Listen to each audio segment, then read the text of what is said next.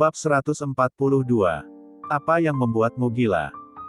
Jeff melirik dokumen di tangannya, menoleh ke asisten di sisi lain, kamu turun dulu. Asisten itu mengangguk, langsung berjalan keluar, tidak lupa menutup pintu kantor. Hati Diana menegang, dia memandang Jeff dengan sedikit berhati-hati, tapi kebetulan menatap pandangannya. Jeff tampaknya melihat cara pikirnya secara sepenuhnya. Dia tersenyum dan mencibir, apa yang kamu takutkan? Bisakah aku memakanmu? Diana, bahkan jika kamu dengan inisiatif menempelku, aku tidak bermaksud apa-apa denganmu. Diana mengeratkan tangan yang memegang dokumen dengan perlahan, dia mengambil napas dalam-dalam, menahan suasana hatinya, dan berkata dengan suara dingin. Dokumen sudah dikirim, aku akan pergi dulu jika tidak ada yang lain. Diana berkata, melangkah maju, meletakkan dokumen itu langsung di meja Jeff, dan berbalik untuk pergi. Jeff mengerutkan kening, memanggilnya langsung, berhenti. Diana berhenti melangkah, berbalik badan melihat Jeff. Jeff bertanya dengan sengaja, kenapa kamu terburu-buru?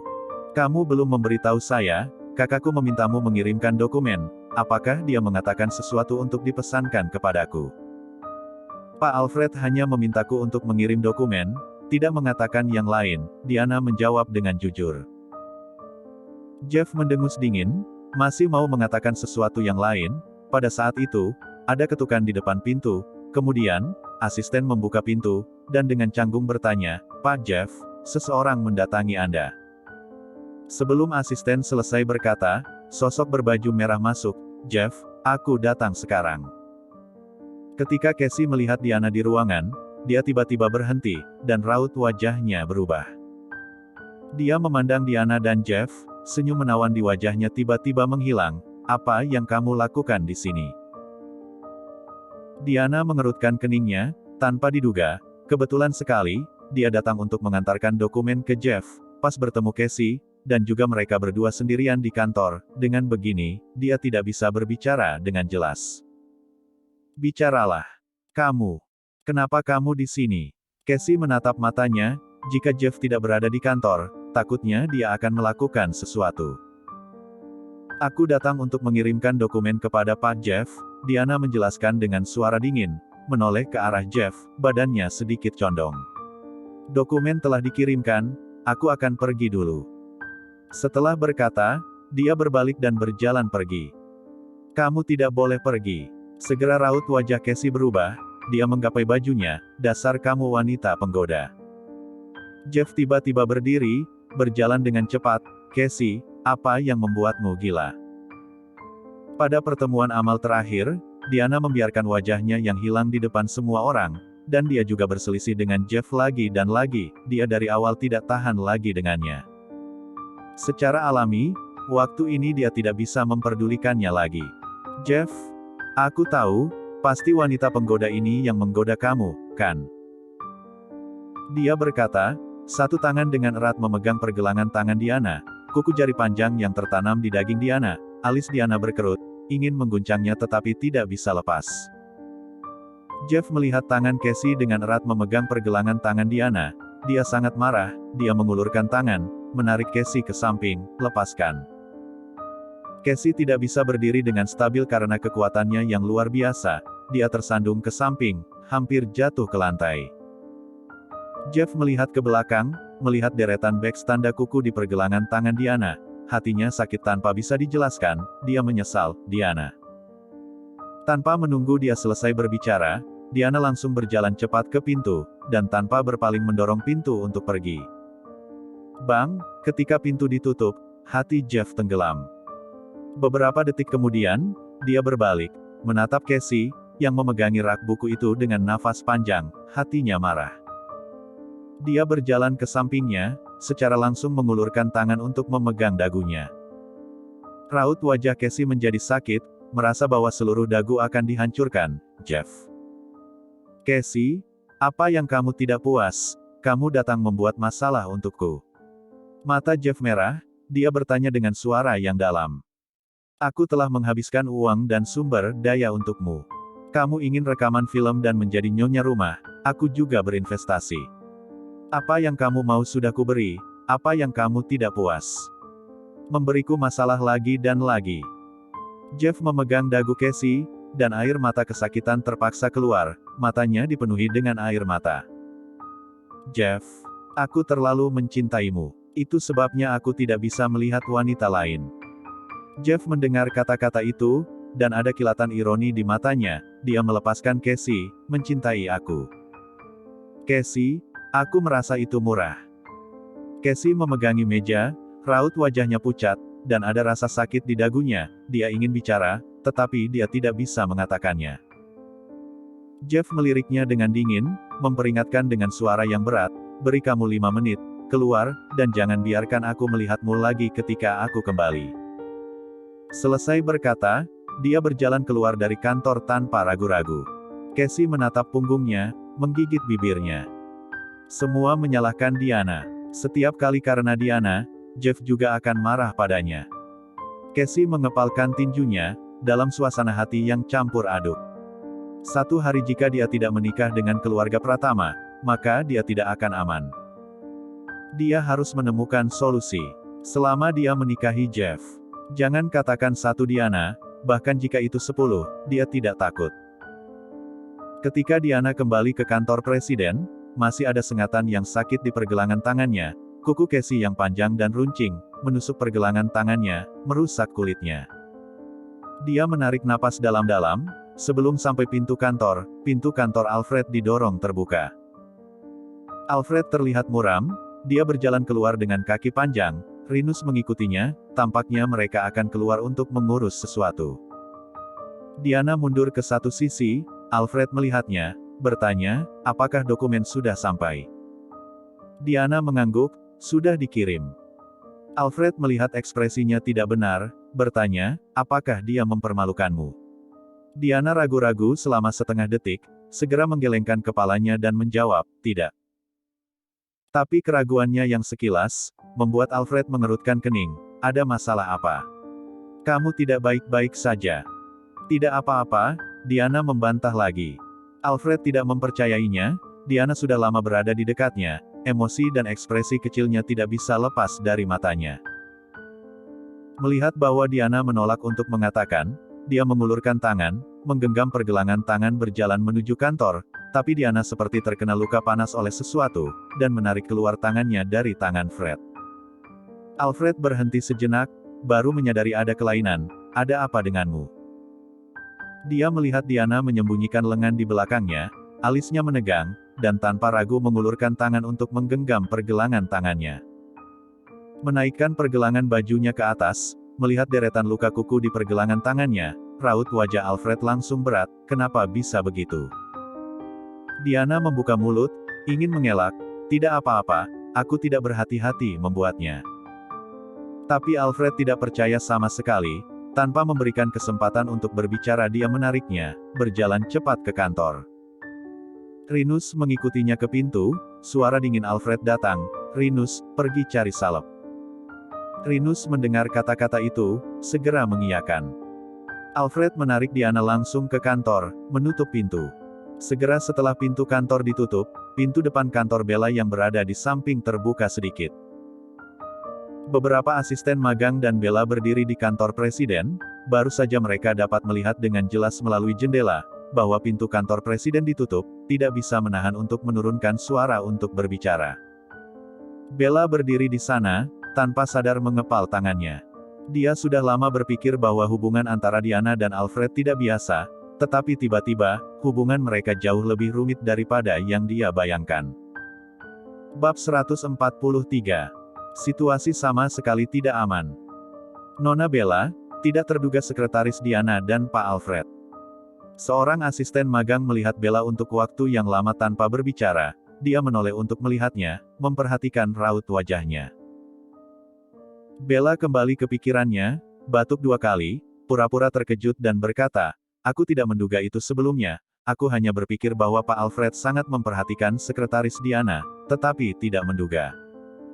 Asisten magang mendengar kata-kata itu, saling memandang, bertukar pandangan.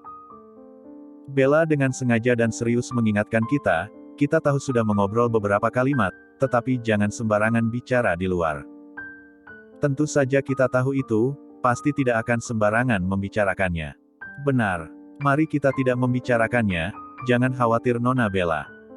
Bella tersenyum pada mereka, lalu menemukan alasan untuk membiarkan mereka keluar. Melihat mereka pergi, senyum di matanya perlahan berubah menjadi dingin, dan tersenyum.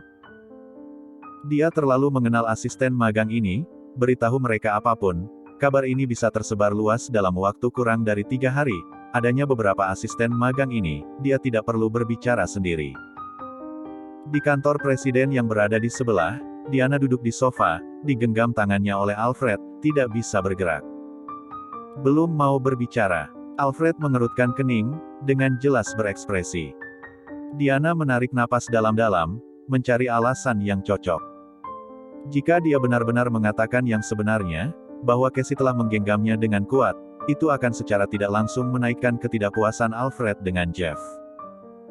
Awalnya, hubungan antara dua bersaudara itu tidak baik, sekarang karena daftar pesanan teknologi grup Majestic.